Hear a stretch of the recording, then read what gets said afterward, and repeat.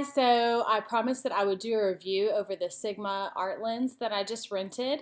I have had it for about a week and I've been able to shoot a wedding and several portrait sessions with it, so I feel like I have a pretty good idea of how it performs versus some of my other lenses, and I thought I would give you guys a quick review.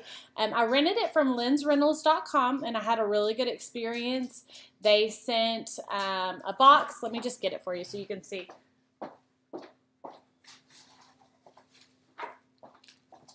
They sent it in this handy little box.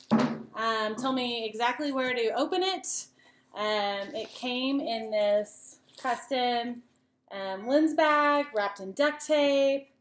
And then they sent all this documentation that even has a shipping label so I can ship it back today. Oh, it even includes a piece of tape. Holy cow, that's impressive. So that's pretty awesome, and obviously the box is really well cushioned, so you don't really have to worry about any damage to the lens because you're liable for it. So experience with lensrentals.com was really good. I am mostly comparing this Sigma 24-70 to a lens that I have loved for a long time. It's my Nikon Nikkor 28-70. This is the Nikon lens right here. But the lens that I've been using is this Sigma, and here it is on my camera. I shoot a Nikon D750. And so, of course, I got the Nikon version of the Sigma lens. But you can also rent the Canon version. Sigma makes a Canon and a Nikon version of this particular lens, so it's available to whomever, whichever line you shoot. First off, right off the bat, this lens is super heavy, which in my experience has been always a good sign because that means it's full of glass, which is usually the makings of a really great lens. It's definitely heavier than my 28-70. This lens is an art lens by Sigma, and when I very first got started, I bought a couple of Sigma lenses and I was really disappointed. They just didn't have good performance, especially in low light, which is a situation I'm in a lot at wedding receptions, and it just couldn't grab the focus and hold it. And so I ended up getting rid of all my Sigma lenses and swearing that I would only buy Nikon lenses from there on out. And I really had only purchased Nikon lenses up until a few years ago when I was at a camera shop in Dallas, and they convinced me to buy a Sigma Art 35mm lens. Sigma came out with this new art line that is just a better quality line than every other lens that they've ever made. And the guy said, listen, if you buy this 35mm, you're gonna love it so much that you won't return it, but like you can totally return it to us in a few weeks and we'll just return it, no questions asked. And so I thought, okay, well, I'll try.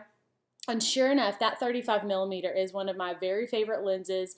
It's a 2.8, it's beautiful, it's crisp, it's sharp, and my husband Sean shoots with it a lot at our weddings.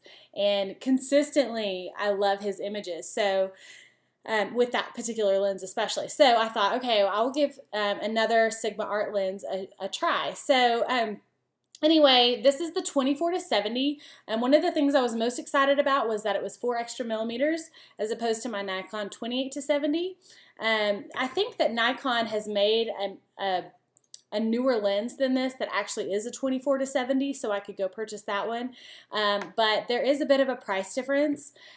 This particular lens is around $1,200–$1,300 depending on where you purchase it. This lens I think I got used for around $1,000. If I wanted the 24-70 instead of this 28-70, I think I could probably find it for anywhere from, I've seen it $1,500 to $2,000. So this is definitely an older version, but it's been working well for me. But another motivation I had to rent this lens was this one was starting to just lose focus and focusing incorrectly. So I think that I'm going to go get this one calibrated regardless, which means I'm going to send it to Nikon and they're going to look at it, make sure that the focus is dead on, and fix it all up for me. And that usually solves that problem.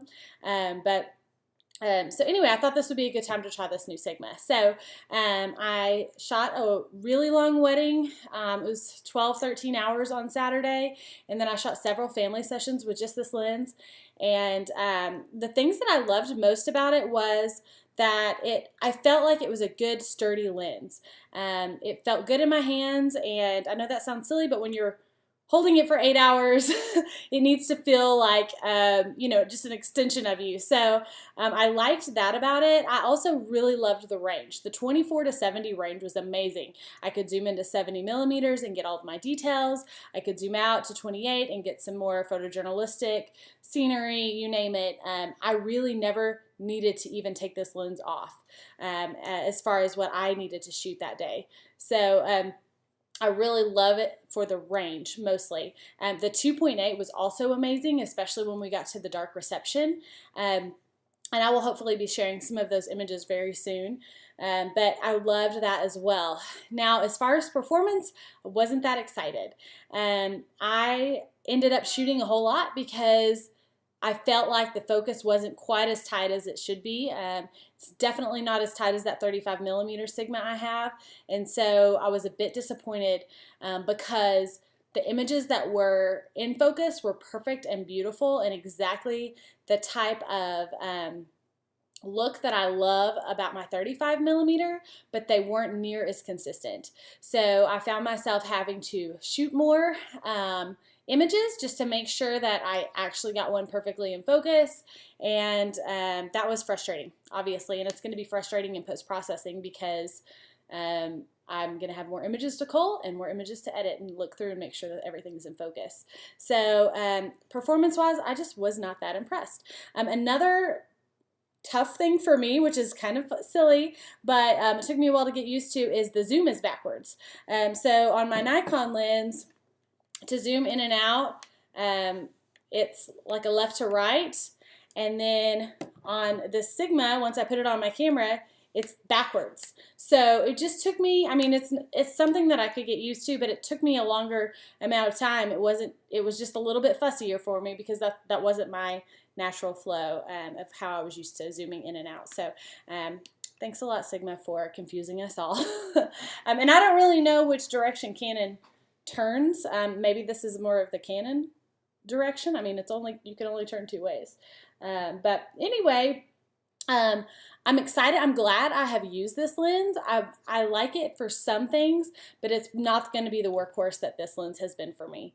So I will be returning this today back to Lens Rentals. I think I may try out the newer version of this lens while I get this one calibrated. I'm going to probably rent the 24 to 70 Nikon lens next. It's also a 2.8 f-stop, which is great, but little disappointed in the Sigma Art lens. However, if you are looking for a lower price point and maybe you're not a professional and you don't mind, those little extra quirks that I just don't have time for on a wedding day, then this might be a great lens for you. The price point is much better than the Nikon lenses. It's nice, it's sturdy. I can attest to how long I've had that 35 millimeter for 3 or 4 years, and it's been a good lens. So this isn't going to fall apart on you, that's for sure. But it's just not quite the workhorse I was hoping it would be, so I'll be returning it today. But anyway, I hope that helps. If you guys have any questions, please feel free to post in the comments. I will do my best to get some images up so that you guys can see. It took some really beautiful photos, and I'm really happy about them. My clients are pleased as well, the images that I've been able to deliver already. But I'll hopefully get some of those images up for you guys to check out, just to kind of compare. And I also will link a couple of lens reviews to both of these lenses so you can see a little bit more detailed information on each of those lenses as well. So anyway, I hope that was helpful, and I'll see you later. Thanks.